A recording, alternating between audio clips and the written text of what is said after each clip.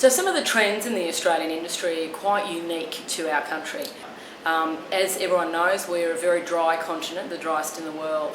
And so we've been very fast adapters and users of water innovation and technology. Being whether it's a black water or a grey water system that we use in our buildings, we actually draw water from our harbours that many of our capital cities are known for to heat and cool our buildings. We have very high level of water efficient features and fittings in our buildings. Other elements are really trying to decrease the amount of air conditioning in a building.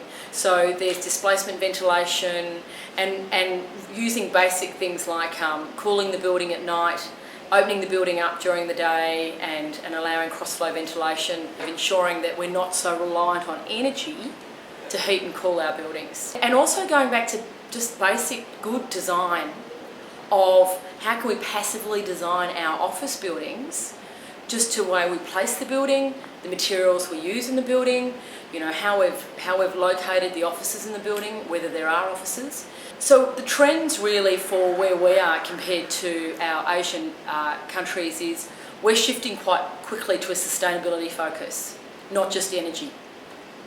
We're also moving quite quickly to a community focus and working around cities. Now I know India and China, obviously with their huge populations, are looking at eco-cities. We're not growing our cities like they're building these massive new cities. What we're doing is how can our cities become more sustainable with the existing infrastructure we have.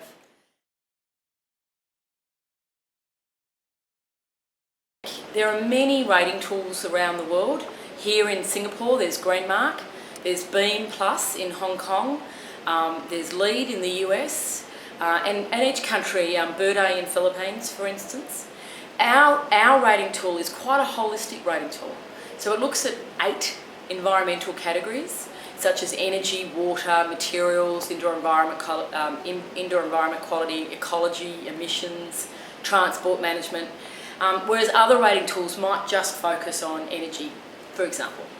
And our rating tool has really now changed from an environmental focus to a sustainability focus and bringing in the people element, the socio-economic element, livability and all those types of things related to sustainability. In Australia, to show the success of how we're going, 23% of our office market is rated to Green Star, which is quite significant considering our rating tool's only been around for 11 years. So that's really just to give you a kind of an understanding of the impact that the Green Building Council of Australia has in Australia.